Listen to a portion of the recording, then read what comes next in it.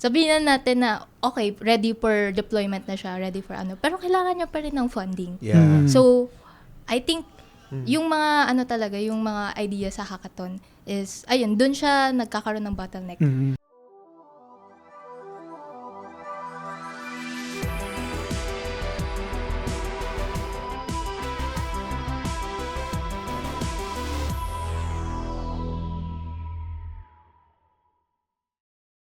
So, welcome to Computer.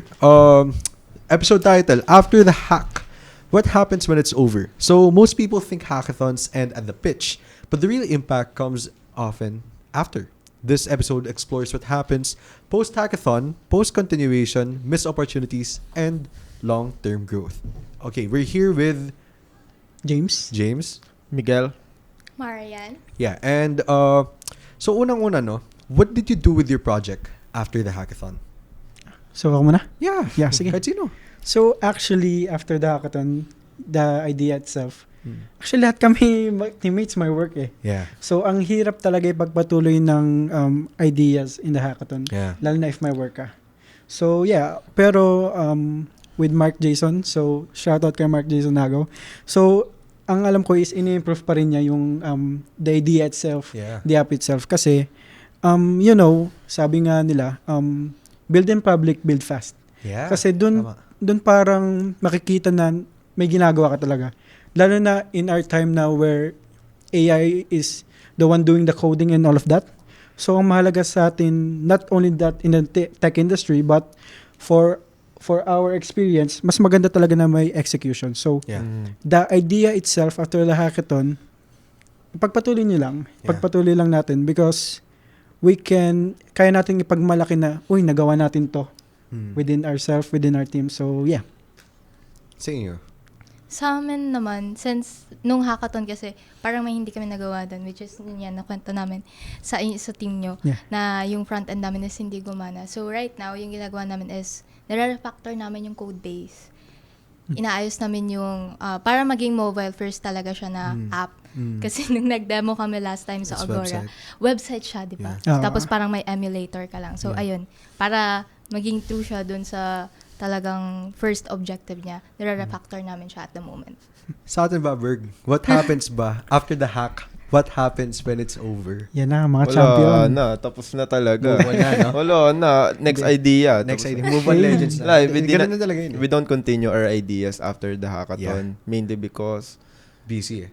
So, for context kasi, kaming dalawa, we've been classmates since grade 7, friends talaga. So, malayo din yung pinagsamahan namin. Pero, alam namin yung oras ng isa't isa, kabisihan. So, we have, alam mo kasi, ang hirap kasi, we're still studying eh. So, ang hirap kasi na itapon mo yung oras mo sa isang bagay na hindi ka sure mag-work. Pero yung studies mo kasi, you're bound to know that it's going to work somehow. Yes. Pero yung sa it's hard to take that risk, that chance na parang we're gonna allot our time for this one. Tapos, tapos try natin if gagana siya or hindi. So, yun yung nagiging problem namin din sa most pitches namin, sa most projects namin sa hackathon. Parang, it's viable. Pero, is it actually viable for us to Pursue. to lose our time for it? Parang, is it kikita ba kami dito? What's our goal for a month? What's our daily active users, monthly active users for a month? Magiging maayos ba to the point na parang kahit hindi ako masyado mag-focus sa studies ko, kaya naman kasi alam ko ito yung magsusustain sa akin after I graduate. So, yeah, it's always a risk talaga. Yeah, so, yes. sa amin yun. Parang, so sa lahat ng hackathon namin, never pa kami nagkaroon ng, ilan na nasalihan natin? Marami na kami nasalihan actually. it's like more than 8 na. Yeah. Grabe. More than 8 na nasalihan namin din. So, parang, thankfully din naman, parang, nakaka-achieve kami dun. Pero anytime nakaka-achieve kami, parang hindi namin tinutuloy idea kahit gaano kaganda. Kasi may mga ideas kasi na maganda lang sila sa paper, sa presentation, sa pitch. Sa MVP maganda siya. Pero pag scale natin siya on a big level, is it actually even good? Kasi parang, kunwari, ako gagamit ngayon. Let's just say yung dun sa yung isa mga ideas namin. This one before, last year, sa DLSU Hacker Cup. It's called Kita Kita. So, siya? Point of sales.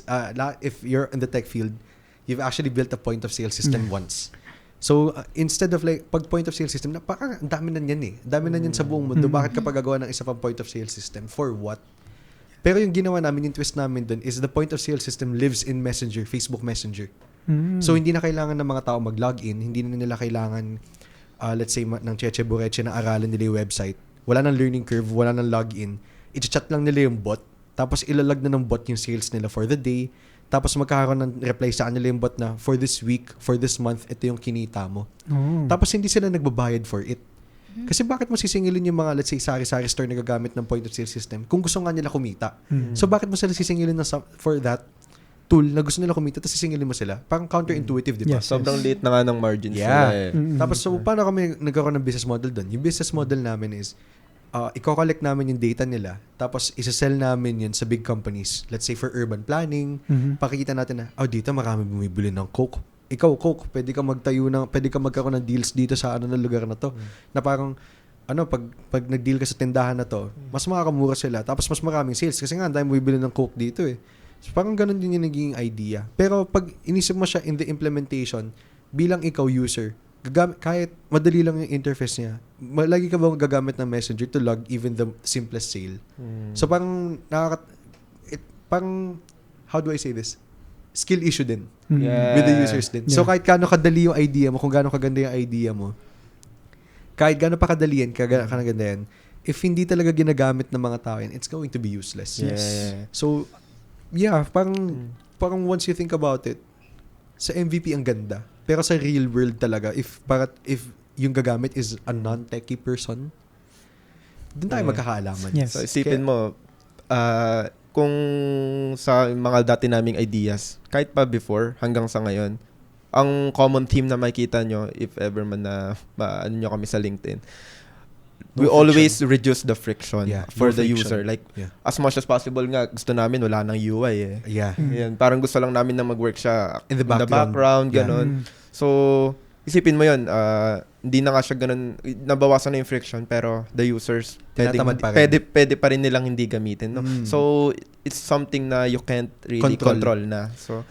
yeah. Ganun din yun eh. So, parang, yung magandang example ngayon, kanina nga, parang, dali na talaga ng UI. Sino ba hindi ko magamit ng Facebook Messenger? Tapos, meron pa kami dong feature na quick menu. Di ba sa Messenger, I don't know if you ever encountered this, quick replies. Pipindutin mo na lang lahat. Like, pindot. Di ka na nga magta-type eh. Pipindutin mo na lang siya. Tapos, yun na yun. Ganun lang kadali. Pero di pa rin siya ginagamit ng tao kasi nga, it's a skill issue na. It's not really for, if the person is really not technologically literate. Yes. Doon sila nahihirapan sa part na yun. Kaya yun. Pero ito maganda to. Do you think most teams waste their ideas after a hackathon? absolutely. Yeah. Yes. Yeah. 100%. Kayo, may idea ba kayo na waste or parang idea na maganda siya pero hindi na namin tinuloy kasi yun nga, parang sa pag-inuusapan natin kanina, hindi natin kaya. So, So, ayun, actually, dun sa mismong Parrot AI, maraming features na naisip yung mga teammates. But, alam nyo kasi, yung time limits ng hackathon. Yeah. And that, kasi may, hindi lang time limits, but yung limited technology na pwede nyong gamitin within that hackathon. So, yeah, maraming nasasayang na ideas. Not just for the features itself, but kasi the idea of the hackathon is to create something useful for the people. Right? yeah. Ayun yung parang pinaka-main idea ng hackathon. So, I think matalo man or manalo, I think it makes sense na parang nasasayang siya pag hindi pinursue. Kasi the idea of itself na makatulong siya, na mabibuild mo siya in public and matatapos mo siya, it's like an achievement within itself, right? Like parang, okay, nagawa ko na to. Para sa mga tao, para sa community and all of that. Yeah.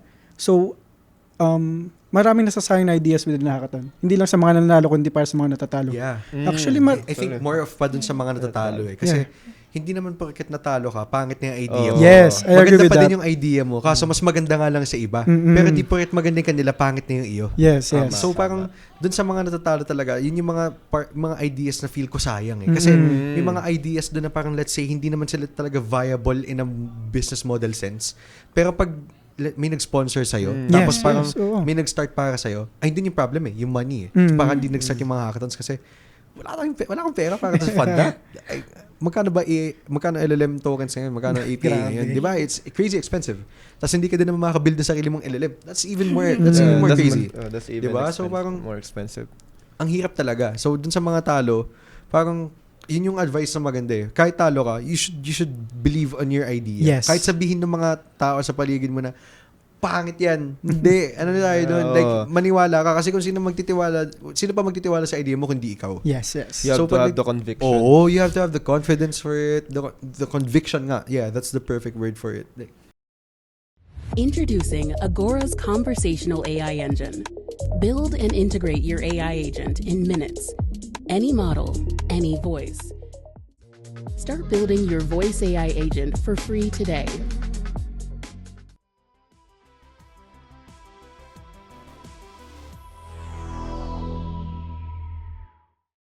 sa inyo ba? Yung sa idea nyo? Yun din. Parang katulad din yung sinabi mo na, oo, maganda siya, di ba? Parang okay naman yung user base niya and may probability talaga na parang gamitin siya ng mga beginner cookers dun sa app namin. Pero ayun nga, kung i-deploy mo yung app na yun, like, sinong magbabayad ng mga LLM tokens, di ba? Like, Yes. So, sabihin na natin na, okay, ready for deployment na siya, ready for ano, pero kailangan niya pa rin ng funding. Yeah. So, I think, yung mga, talaga, yung mga idea sa hackathon is, ayun, dun siya nagkakaroon ng bottleneck. No? Parang, imbis na i-deploy siya and magamit talaga siya since walang funding and yung mga kadalasan na sumasali ng mga hackathon is mga students nga, wala silang access sa ganun, Yeah. is, ayun, parang, sige, pang-portfolio ko na lang. Pang-portfolio ko na lang Parang yung app. masabi na may nagawa ako sa Yeah, portfolio yeah. ko. Which is actually really good din naman. Yeah. That's what's good about hackathons talaga. So parang if you're a student or not even a student, fresh grad, gusto mo na experience na hindi mo natutunan sa school or sa work, sumali ka ng hackathon kasi what you learn in 24 hours is more than what you can learn in 6 months. Yes. That's what I'd say. Kasi ang dami mo matutunan dito, may time pressure eh. Wala, sa trabaho may time pressure, sure. Pero pwede mo sabihin, sir, hindi ko kaya yung deadline, malilate talaga ako. Pwede mo sabihin yun. Sa hackathon, hindi mo masabi yun pag na-late ka, paktay ka. So, like, wala silang pakialam kung late ka. They're gonna move on without you. So, add ko lang dun sa kung bakit na-waste yung mga ideas. Pangalawang reason dun is obvious skill issue. Since Yes, most yes. of us are, diba, bago pa lang sa industry. Even with AI, it's really hard to. Yes. AI isn't that, Yeah. Parang yung MVP, ang laki ng jump ng MVP to a real deployable product. Yeah. Parang mong It's a pinagambing nun si LA Tenor at si LeBron James. Diba? Ganun kalaki yung jump nun. Sobrang laki ng jump. Such a niche reference. So, Pero ayun, so skill issue rin talaga kaya nawi-waste yung ideas kasi madalas di natin alam kung paano yung most of us are wala pang work experience, di ba? Yeah. So I mean, except for him. except Kasi for him, he's yeah, working. he's working Kasi, already. kami, we're students pa. So, we're studying pa. So, yung experience namin is limited to what we can do in the school. Yeah. So, what you do in the school is like 1% Oh. of what's there Computer in real life. science, ang lang niya is it's like small facet lang yung Sobra. software Yeah, engineering. I agree. It's Kasi like siya eh. More of optimization yung computer science. Yeah. So, what's your program pala? Computer science. Computer science din. Yeah. So, di ba sa computer science, like, we're more of optimizing systems talaga. Oo, So, we're not Yeah, really like IT na builders. Kasi, I think, mas mahalaga yung builders kaysa yung optimizers kasi doon yung nagsisimula. Kasi, madali lang kasi, madali na kasi mag-optimize kasi may something na built na. Pero mahirap is starting to build something. That's what's hard. So, medyo lang ako dun sa ano? Kasi sa ngayon, marami ng open source projects na you don't have to build anything That's true anymore din. from scratch. That's So, true. I think now, mas kailangan natin ng optimizers. Kasi may marami point din. marami ng open source projects na, kunyari, kailangan mo ng CRM, kailangan mo ng post. You don't need to build one from scratch. That's true din. Maybe you can just fork an open source Vibe project. coding din. Yes. Yeah. Kasi Yeah, ngayon, sa panahon ngayon, hindi naman na kailangan na But- sige, let me retract my statement. Pero kasi sa panahon ngayon, parang hindi na kailangan na magaling ka mag-code eh. Ang kailangan ngayon, yes. magaling ka magbasa ng code. Oh. Magaling ka din dapat ngayon, magaling ka dapat mag-design ng systems. Yes, Dapat yes. alam mo yung Yeah. pipeline. I agree So for with that. example, dun sa mga projects natin ngayon, hindi naman kailangan na magaling ako mag-code eh. may tinype ka ba manually na code doon? Zero, di ba? Zero. So, parang kailangan magaling ka lang magbasa ng code para alam mo kung ano papalitan mong part. Yes. Kasi kaya kailangan pa din importante marunong ka mag-code. Kasi kailangan mo matutunan yung way na pagbasa ng code. So, hindi talaga yung the coding job, it's not really the job na software engineer, hindi talaga siya coding yung trabaho mo. Yeah. Yes. Ang It's more of trabaho mo is understanding. to solve the problem. Yeah, it's diba? more of understanding talaga na parang given a system in front of you, like there's a problem. Kailangan ko solusyonan tong problem na to. Yeah, you can prompt it. Pero AI isn't an all-knower. Yes. So, mas maganda kasi na parang yung tokens kasi limited lang yung kaya niya gawin eh. If the code base is so big, Limited you need to context learn window. how to read code. Para malaman mo, you can tell AI na, this is the problem, this block is the problem. Tapos solve this block for me. Kasi hindi siya magkakamali pagdating sa logic. Pero you need to guide it in the right direction Yes. talaga. Diba? Pagdating dun sa systems So, yeah. itself. Yeah. At ang maganda din to, how did hackathons influence your career direction? Like, nakailang, sa inyo ba, nakailang hackathon na kayo? Siguro 3. 3? 3. Like, did hackathons ever change your perspective in computer science? I think yes. Kasi, ayun nga, pag nag-hackathon kasi tayo, minsan yung mga requirements din sa hackathon is gumamit tayo ng mga certain technologies, ganun. Yes. So, I think through that, na-expose tayo dun sa mga industry practices, Yeah. industry tools. So, parang ganun. Parang mas na-shape mo yung kung ano yung gusto mo talagang career na kunin or kung nagkakaroon ka ba ng interest sa mga certain companies, Yeah. kunyari, sa mga na-meet mo sa hackathon, ganun. Ito yung take ko Yung computer science and tech field, para din siyang doktor. So, kunwari, tayong dalawa, we're in the tech field. Parang, kung ikaw, you're working in software engineering, tas ako, I'm working in cybersecurity, parang nag-compare ka ng cardiologist pati dentist. Yeah. Parang silang doktor, pero ibang-iba talaga yung dinidin nila. May Tama, commonalities tayo. Pero like yung branches, sobrang layo na eh. Like sobrang daming paths na pwede mong i-take sa computer science, sa tech field itself.